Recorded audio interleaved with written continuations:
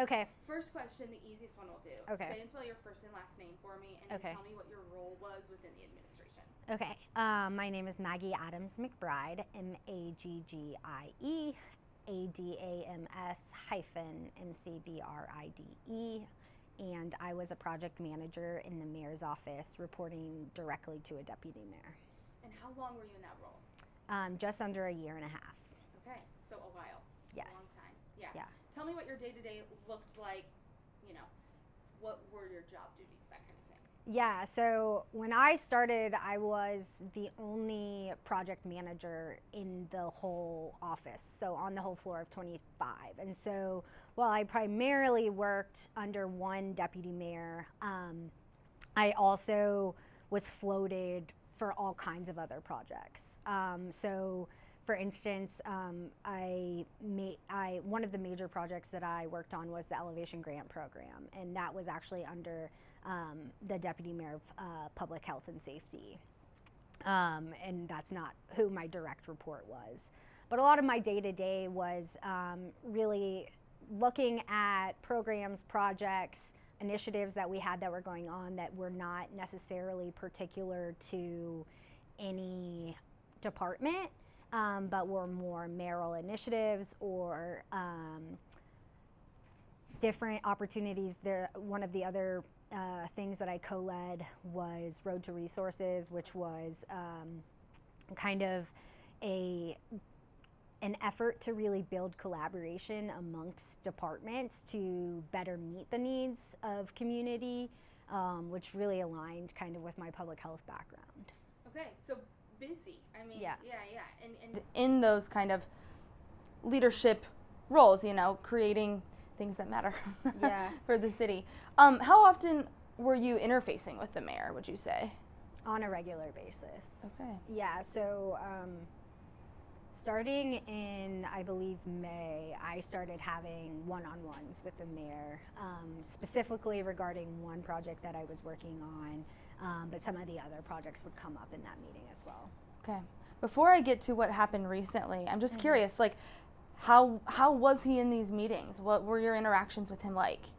To be honest, they weren't terrible. I think a lot of the time I would be trying to explain some specific things about these initiatives that I needed support on, because at this point I was supposed to be reporting directly to him about this project, and I think it was a little too in the weeds a lot of the time for him, and so we had a lot of back and forth to try to get it to a point that he could understand kind of where additional support needed to happen. But other than that, I mean, he generally was supportive of a lot of the stuff that I was doing early on. Okay, makes sense. Now, tell me, that says early on. Yeah. When did you start to notice that there was a culture within the mayor's office that wasn't sustainable? So I think the first instance was after the stories came out last summer. I mean, there had been whispers about things before that, but that for me, I was probably like 6 months into my job at that point, and as a survivor of sexual assault, like that was affected me pretty deeply. And I think it was like the second story that came out from Mirror Indy, where it also talked about people in the administration that they had gone to for support that didn't support them. And knowing that there were people still in the administration currently that were in the administration then, I started really having some inner thoughts. And to be honest, the mayor never addressed staff. Like, even those of us that work on his floor on 25 every day, he never came to a staff meeting to address any of it with us. The only time he addressed it was at the council meeting on the budget, where he addressed everybody else. The chief of staff did address it with us, but he addressed it with the Office of Corporation Counsel sitting right next to him. And while I believe that the Chief of Staff was sincere in his concerns, one of the things that he had said was like, we care about you guys, we want you to feel safe, we don't want this to be our culture. But then the actions after that didn't necessarily seem to match those words. And so that's when I first started really questioning the culture. Okay. And so obviously months go by. I think that was August. And then your resignation letter is dated early May. Mm-hmm. Tell me what happened in the interim. It's a lot, I'm sure. Yeah, so there's a lot of details, but there was a person that was a senior person appointed in the office in that amount of time that there was ongoing issues with. Not necessarily with me early on, but with others. And there was a lot of places where I was caught in the middle because I was project managing. And so I was oftentimes, and all project managers in the mayor's office, right? Like we're oftentimes the conduit between senior staff and other departments, all of that. And so I was caught in the middle. And to be honest, for a long time, I didn't even consider that what I was witnessing was, or being a part of was harassment. I think I felt kind of naive in hindsight because I am someone that cares deeply about these things. But when I look back and I think about it, I just wasn't fully aware. And I think one of the points that's really important to make is that, the administration, when they've been speaking to media recently, has talked about all the changes, right? Like, and we've heard this from counselors, we've made all these changes in the last year and before that. And one of the things that I brought up last summer in the midst of those stories was that I was technically employed by the Indianapolis Local Improvement Bond Bank, which is interesting. So they paid my salary, my HR, my payment, everything was through them. My office was on 25. My interviews were, when I got hired, it was all through the mayor's office. But I didn't get any onboarding from the city. So I didn't get a copy of the handbook. I didn't get any orientation about how to report harassment. I didn't get any of that, even though most people that I worked with didn't even know technically I was a bond bank employee. So when so I think that was part of it, is not understanding, okay, what reaches the level of harassment. And I think also like the culture in that office, when you're in it and the behavior is happening all around you, right? Like the behavior that this person had to me and to others was very similar to behavior that was happening by people even higher than her in the totem pole. And it was almost like a mimicking of behavior. And so it was just such a normalized thing, right? Like everyone was just like, that's just how it is. Mm-hmm. And so I think for a long time I was like, well, I'll just put my head down and do my work. And I really did try to do that. Even when things kind of like hit the fan with that person and I asked to be removed from any projects underneath her, I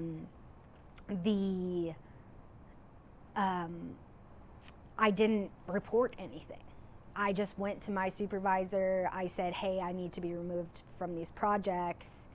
And she went to the people above her, and unfortunately it kind of just stopped there, because there's also a culture of not wanting to upset the people at the top. And so when there's bad news, people don't want to take it because of responses that they may have previously received. And so it wasn't until it was a pretty public call out of this person's behavior, and it was in a council committee hearing, and the next day I got called into HR. So that was like my second red flag about what is the culture, and like, are things investigated, and like, is it just coincidence that I'm getting called in the day after a very public, because I knew, again, that I had been the conduit, and so I had a lot of the evidence to support some of the previous claims that others had made. And so it was like during that HR interview that I even realized, it was through the line of questioning that I even realized what happened to me was also not okay. So it was a pretty intense realization for me, and it happened really quickly. And again, it was like, it didn't even feel like it was my choice. Like, it felt like I was, and that's nothing against, right, like the HR investigation. I'm glad that I was called in, but I think it's also like I was so in deep in the culture that I would have never reported it otherwise. Yeah. Did you know that you had the option to report it? I don't, you know, part of me actually wasn't sure because I was a bond bank employee. I didn't know if, even though I was in the mayor's office, if I could go to city HR. I thought, do I go to, you know, the admin and finance person, because bond bank's like it's not a very big staff. And so, no, I wasn't 100% sure about whether or not I, as a technical outside employee, had that ability. Interesting. I'm curious because, of course, I know these things from covering the city, but for anyone who doesn't know, you don't have to name anything you don't want to, but what was that public call out? Again, I know the circumstances, but... So it was a city-county committee meeting on confirmation of a mayoral appointee. And council members brought up concerns that had been brought to them regarding harassment around this individual. Okay, I'm curious, before I ask you about the actual resignation letter and, you know, what eventually led to that, that harassment you experienced, if you can describe it, do, and then I'm going to ask you some of the things you saw, that kind of thing. So, I mean, I think it's really hard to describe, right? Because I think also there was a lot of internalized questioning of myself and like what I had experienced, because I had a lot of people being like, well, that's happened to me and I never did anything, or I never said anything, or that's just the way it is, or I'm just old school. And so, you know, in reflecting in it and like talking to other people that have experienced workplace abuse, like I began to understand that a lot of it was just like deeply psychological. And the way in which this person who knew me very well was able to then kind of utilize the things that she knew that I cared about against me. And again, I think that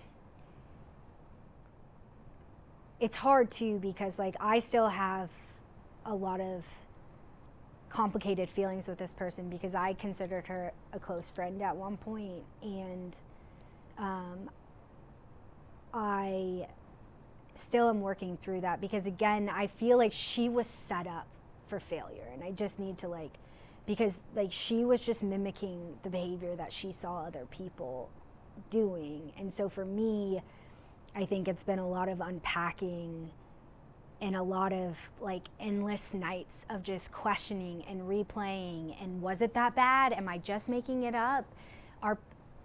Is it only me that thinks that this is problematic? Did I move too quickly? Did I do this? What was my part in it?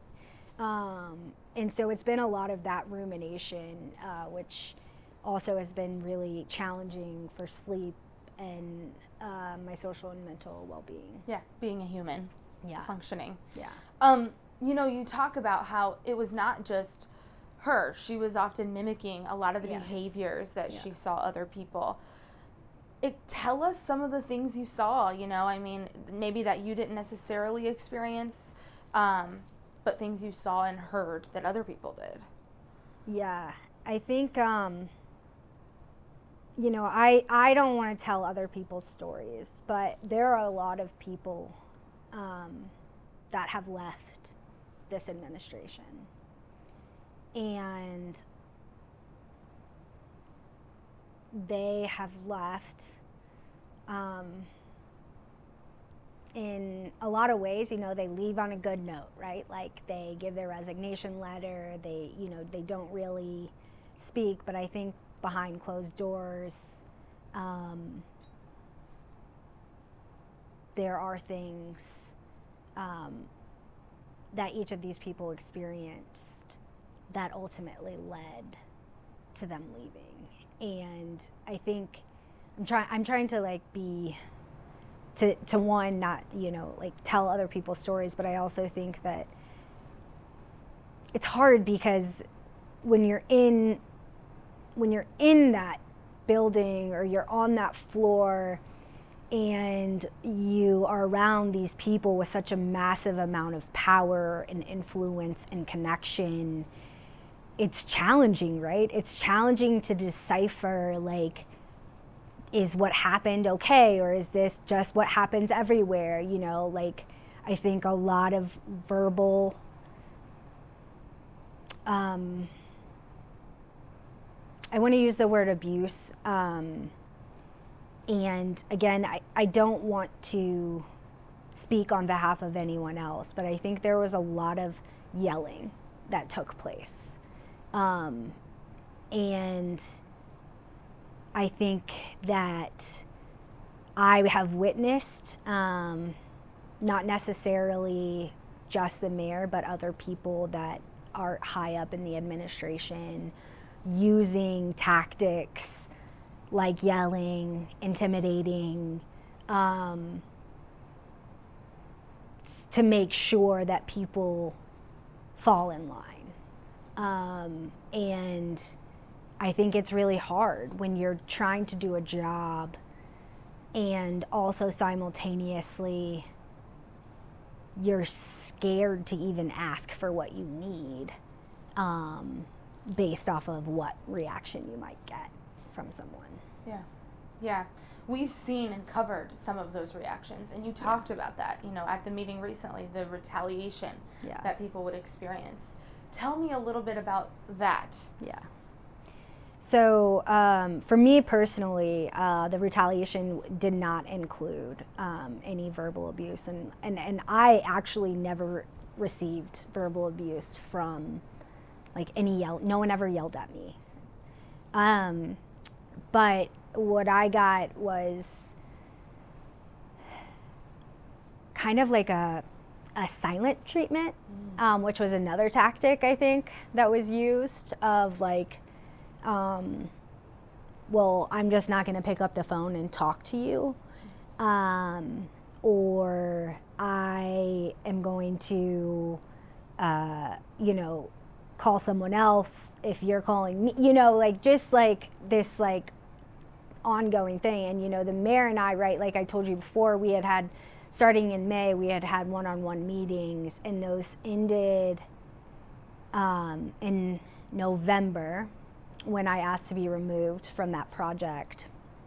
And after that point, you know, he had used to come into my office on a regular basis to talk to me even outside of those. And then it was like that happened, and then those conversations stopped, and then, right, like, and so again, there was this kind of psychological confusion, right? Like, because you're sitting with the most powerful person in the city, and they're coming to you for advice or, you know, whatever on a regular basis, and then all of a sudden that stops. And it just so happened to be at the same time as this other thing. And so that was one thing. And then, yeah, once I had started really pushing back on my HR investigation, and CCing, again, some of the highest people in the office on those emails and getting no response. So at that time,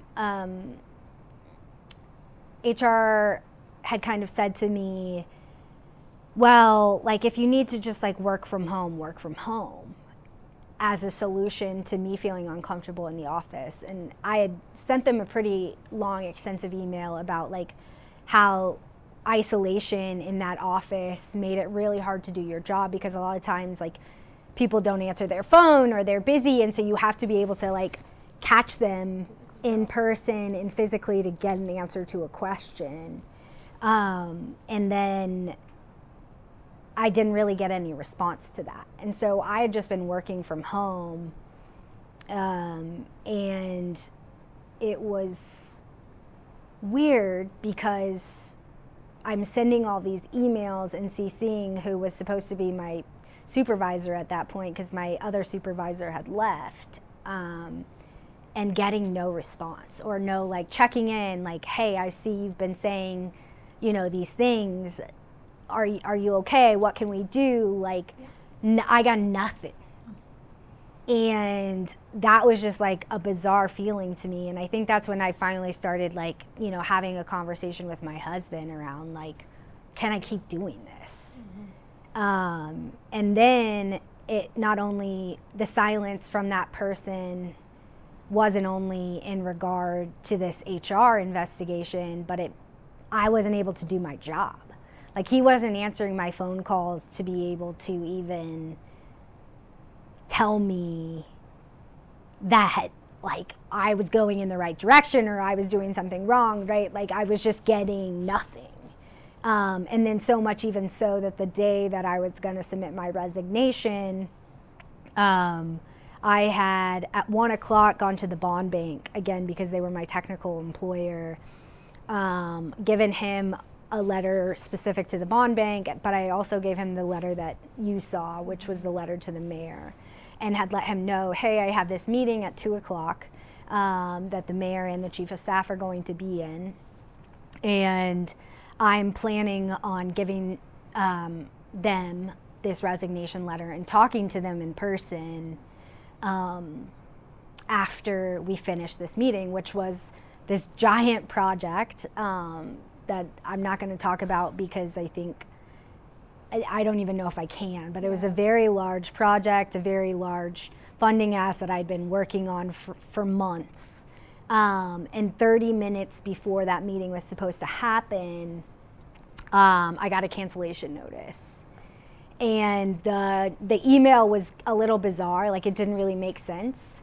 And so at the time I was just like, well, maybe that's just a coincidence, but weird. And then at 3 o'clock I had my meeting scheduled with HR where they were gonna give me my resolution about my case. And so I was like, whatever, I'm just gonna wait until I have this HR meeting and then I'll just go put it on their desks.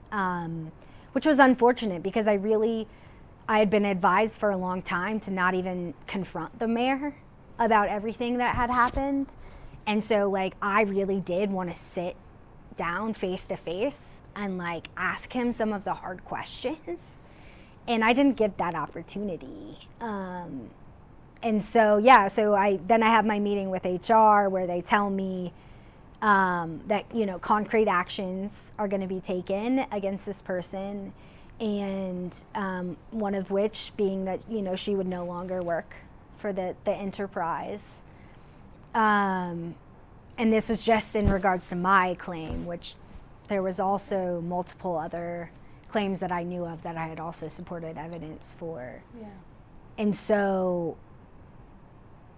later I ended up finding out that they got my resignation letter early from the bond bank.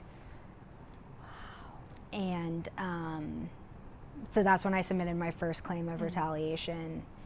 And then the next week, a senior person in the staff, I got an email from my bond bank supervisor saying that to refrain from breaking company policy in the future, that I had deleted files on a shared drive, and that they were going to be recovered by ISA. And I was pretty confused because I had literally an hour before I got that email sent in a very large document to the chief of staff, the deputy chief of staff, and the office manager, detailing every single project that I had worked on during my time there, where it stood, who the stakeholders were, where I'd moved all the documents, because the documents were in a OneDrive, which for anyone who knows, OneDrive is a personal drive. And so I was thinking, okay, well, my OneDrive is going to disappear when I leave, so I need to move all of the files into shared locations so that people can continue to access, because at the end of the day, I cared about the work still. Right. And so I later found out that I had an idea of who the person is that had made this claim, and so I called her and I said, do you know what this is about? And she kind of stumbled over her words and then eventually said, well, I just didn't want to bother you. And so I was like, so you told ISA that I broke company policy instead of just calling me and asking where I moved the files? Like I hadn't even quit yet. It'd been one thing if I had like I still was supposed to have 3 more days in the office. And so that's when I submitted my second claim of retaliation. And then the craziest part was that in my meeting following that with HR, when I was reporting those two, like, and walking him through those 2 retaliation cases and the evidence that I had, this HR employee who, like, was honestly absolutely phenomenal and put in a really hard position, which is super unfortunate. He was like, to be honest, I'm gonna investigate this, but the chain of command is that I'm going to investigate it. I'm going to give the evidence to the Office of Corporation Counsel, and then the Office of Corporation Counsel is going to take it to the mayor, which is what had happened prior. And, you know, at that point, I had also gotten confirmation from this HR person that the original recommendation regarding my harassment claim and the other harassment claims had been made in early March. And when he told me what the concrete actions were that were being taken against this person, and I eventually pushed, and he said that they were in agreement with the previous recommendation. And so it just was like all of this, like, again, questioning, because like I continued to try to give the process a chance, right? Like everyone was like, trust the process, trust the process. And like now here are 2 separate instances where I've seen the process fail. And I think one of the key things for me that I want to point out is like, this is the pattern, right? When we listen to the story that came out last summer, it was the same exact thing, right? Like Thomas had been told there was an HR recommendation that he should have been fired, and that he wasn't for 68 days. And this person, from what I understood, had a similar recommendation and stayed in their place for 62 days and was allowed to resign. And so again, this is where I'm like, I get really frustrated when I keep hearing this narrative from council and from the mayor that all these changes have been made and that things are working better and that people should feel confident in what has happened when like this happened to me last month. What was it like in the office? It was extremely hard. Because I think there was such a disconnect, right? And this is why, like, you know, you're not, like, I don't want to focus on the person for me, because I think it's a similar thing. Like, I think that, you know, this is just my, sorry. No, you're good. Is the mic okay, though? For you? No, her. Yeah, just maybe don't do that. Okay, Yeah, sorry. sorry. It's hard. It's easy to It's do. hard I because keep I'm, doing it. okay, Great. okay, okay, sorry. Yeah, you're good. Okay, what were we talking about? How it was in the office. Oh, yeah. So there was those of us in the office, most women in the office, that were pretty upset, right? And we're leaning on each other. And then it seemed like there was a disconnect because I think that,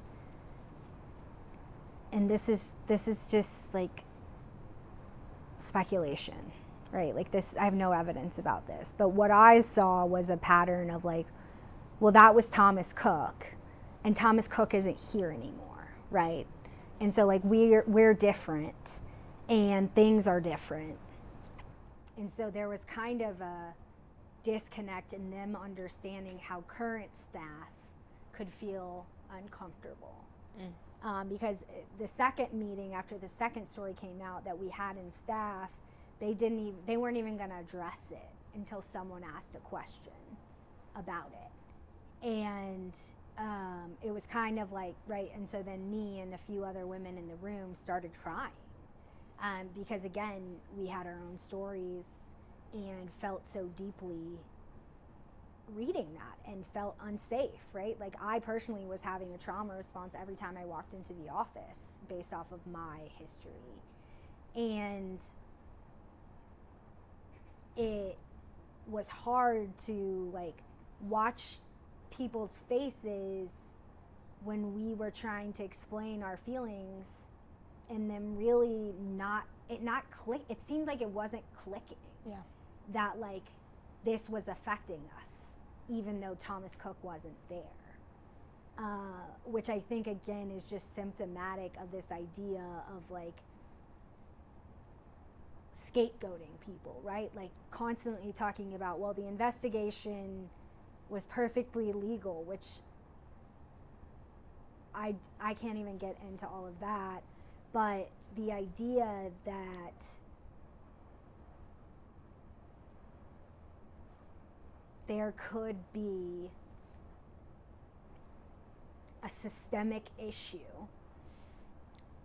about how the culture was operating that allowed people like Thomas to behave in the way that he did and go unchecked, right? Like I think again, right, like that's something I've seen people say, you know, in social media and like, well, why are people going after the mayor when it was Thomas? And to me, that there's like what I just want to be like, the behavior was allowed, right? And behavior like that has continued to be allowed, whether or not be sexual harassment, right? Like what I experienced wasn't sexual harassment, but it was still the behavior that was being constantly allowed and not checked by the mayor and others in positions of. You know, yesterday you tried to talk to the mayor. Mm-hmm. If you were actually able to have a full conversation with him and he was sitting in this seat, do you know what you would say to him? I mean, I think I still like want to ask him the questions that I asked him yesterday. And I know he told you that we had a whole conversation, but mainly he just said, I'm sorry. But the first question that I asked him is like, you know, I was surprised that I never like heard from you. Like, I sent you this resignation letter. And he's right. Like we had at points a good working relationship, and I was like, why didn't you ever ask me? Like, why didn't you pick up the phone? Why didn't you ask me, like, what's going on? Because if you genuinely care about changing this culture, then you should understand what happened to me and how what happened to me is indicative of what happened before and has probably happened dozens of other times. So, like, trying to ask him, like, why couldn't we just have that conversation? And hearing from him about why he chose to do the things that he did in that situation instead of coming to me and hearing from me or hearing from some of the other people as well. Yeah, I would just ask him, like, you know, did you care? Did you actually care about me? Because you told me you cared about me, and you told me that you knew that I was committed to this work and to this office. But your actions just proved otherwise. And I feel like a year and a half worth of work was just completely set aside and forgotten because I chose to be critical in my resignation letter.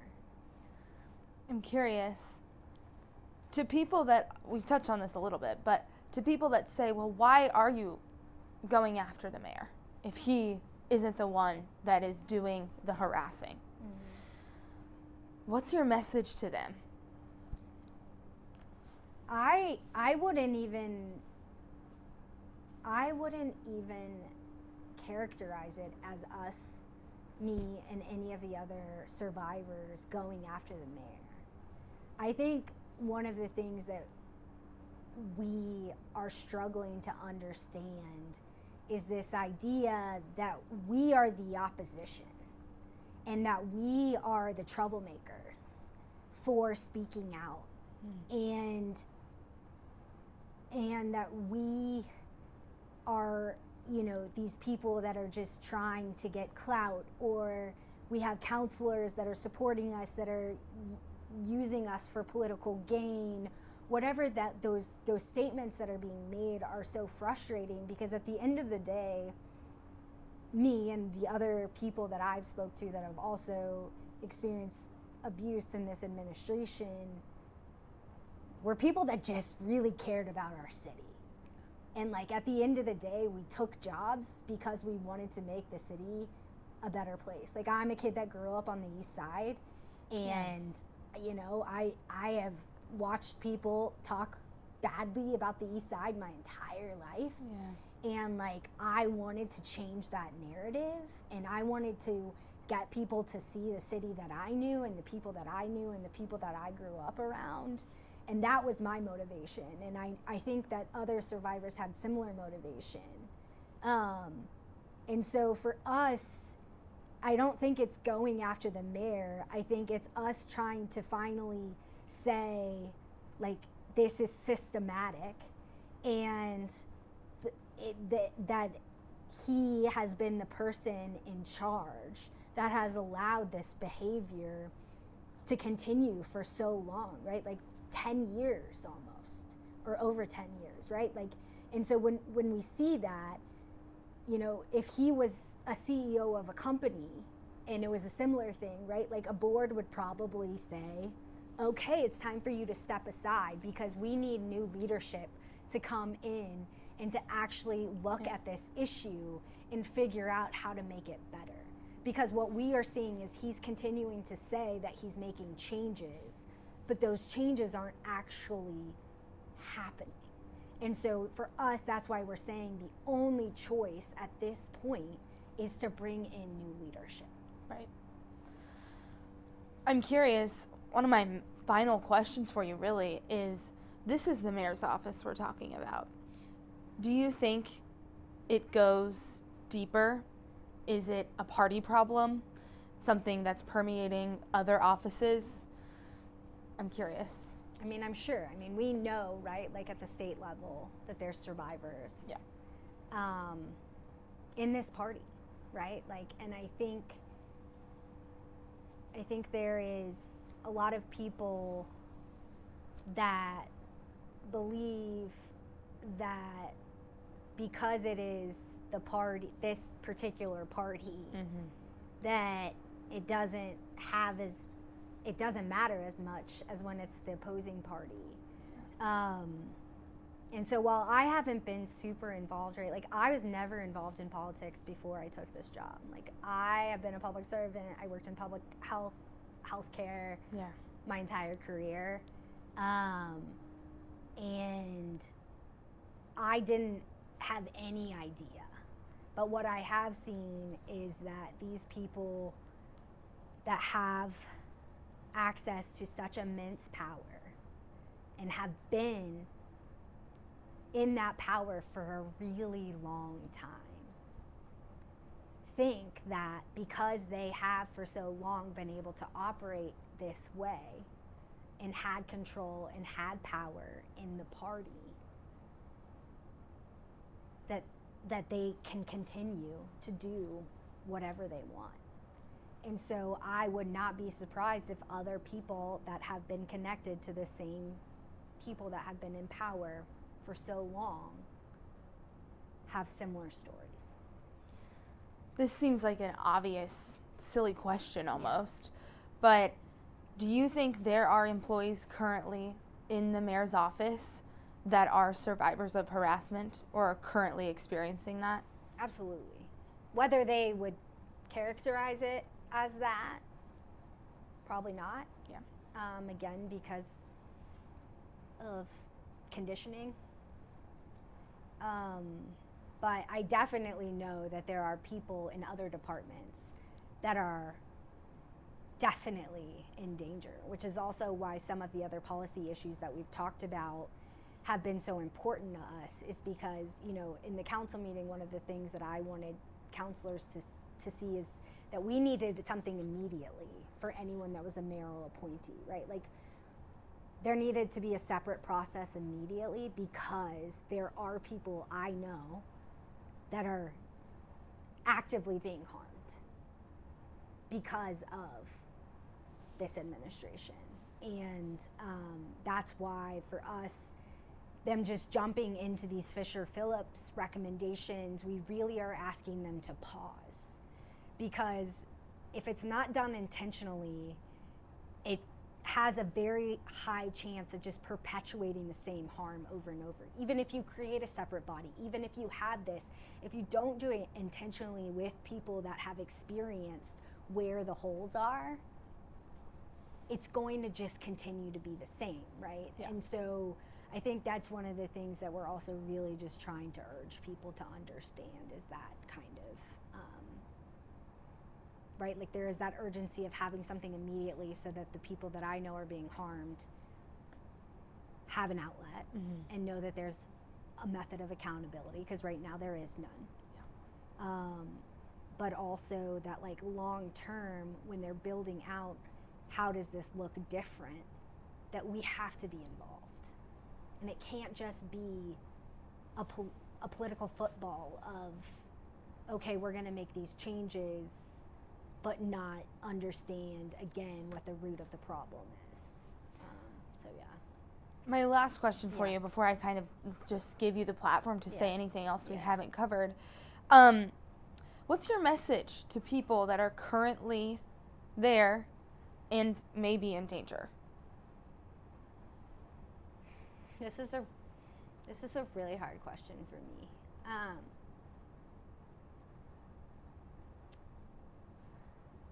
I have told the people that I know are still in that administration that have asked me, like, I don't want you to be mad because I'm still here, I haven't left. Like, my goal would never be for anyone to lose their job, right? Like, I have privilege. I was able to step away because of the way that I was brought up, because of systems, because of a lot of reasons. I have a lot of friends that don't have that same privilege. So I would never expect that they need to take a stand, or that they should be loud, or that they should be talking to press, or whatever it may be. But I want them to know that I see them. And I see that it's a hard place to be in. And it's a hard place to understand how to like deconstruct that conditioning, right? Like that happens when you're in that office. And that there are those of us that have started that process that are here to talk to them and to help them think through, you know, what does it look like from here? And that we will continue to stand up and to fight and to ask counsel and to ask other electeds to hold these people with power accountable. And that we're doing it so that no one else ever has to experience what we experienced again. Yeah. Is there anything else that you would like to make sure we cover? Again, we could talk for a long time. Let me just look at Yeah.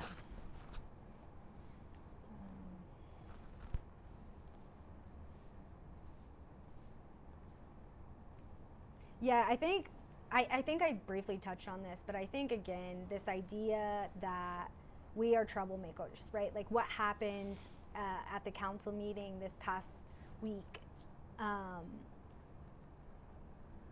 is really perpetuating the same harm that has been caused to us, because it is continuing to like really put us in a position where we're having to continue this traumatic cycle of not being able to feel like we have a voice or that our voice matters. And it's really harmful when we are continued to be seen as this opposition, or, you know, like I know that there's one particular counselor that keeps saying that the counselors that are supporting us are doing it for political gain, which is just so enraging, because none of them have taken any time to talk to us. I mean, the president of the council himself, I reached out to him before I had left. I sent him my resignation letter. I sent the whole council my resignation letter. And I begged them to listen to me. And the response that I got from the president, and this is not for quote, but was essentially, "I'm sorry that you experienced this. I wish you the best of luck." And to me, that was another like slap in the face of like, okay, the council is one place where there can be accountability outside of the mayor's office, yet the council, you know, isn't going to do that. Whereas the other counselors that did reach out to me, that did talk to me, and were like, wait a second, this is an issue, and like we're going to stand behind you. And like another counselor told me just the other day, like, I'm willing to hear your side of the story. And I was like, I'm confused around like what that means, like side of the story, right? Like there is the factual things that happened, that there is evidence supporting. And then there is,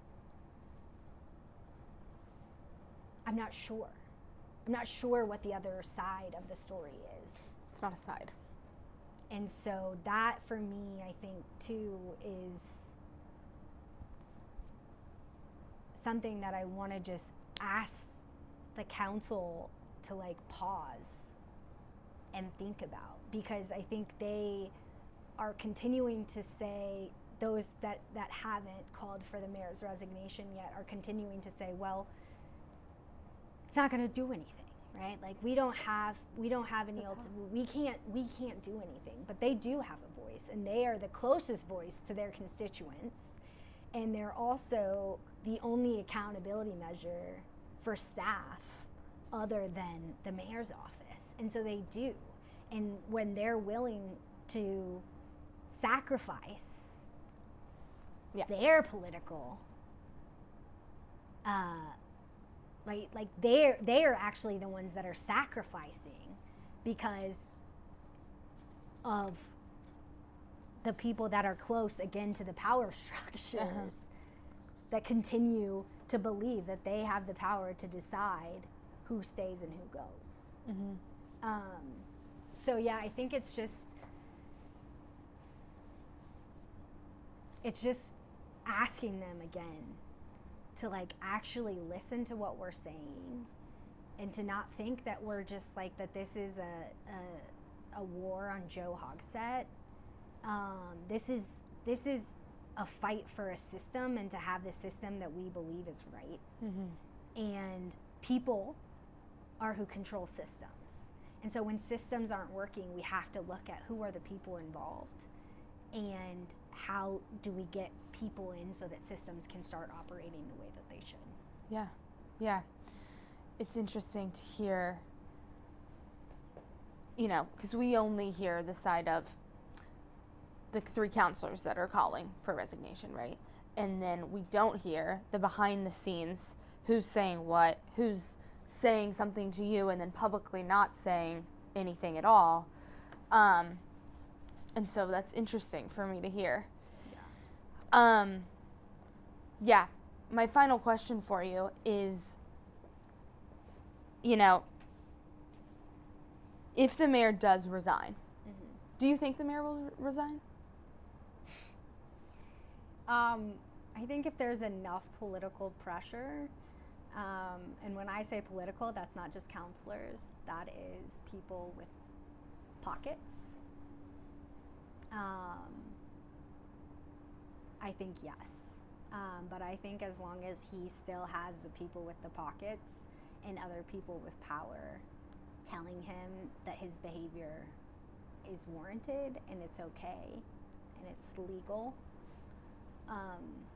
that he won't. Yeah. So if he does, what will it take to rebuild a system where people, just generally, are safe there at work in that office? I think it takes leaders that are actually willing to listen, and to think creatively about how to incorporate all of the brilliant people that they have on their staff to actually make systems work better. And I think it involves doing inner reflection, right? Like, because I think one of the things that I said in my letter of resignation and that I've said before is like, it's always like a reaction, in my experience, right? Like everything was a reaction or a defense. There's not a lot of proactive thinking, right? Like it's this happened, so let's do this, right? Like that's kind of how the day-to-day operates, especially on the 25th floor. But I think this idea of like, there's an entire enterprise of people that if you listen and if you take the time to actually hear what they have to say and what their experiences are and how these systems could be better, that's what's going to ultimately change it, because there's so many amazing people that work in that enterprise, and I feel lucky to know so many of them and to have worked with so many of them. And I think there's a lot of good ideas, and I think there's a lot of people that have been fighting tooth and nail to get things changed, but the problem is that it's falling upon deaf ears. And so it has to be people in positions of power that are willing to have enough humility to believe that maybe they don't know it all.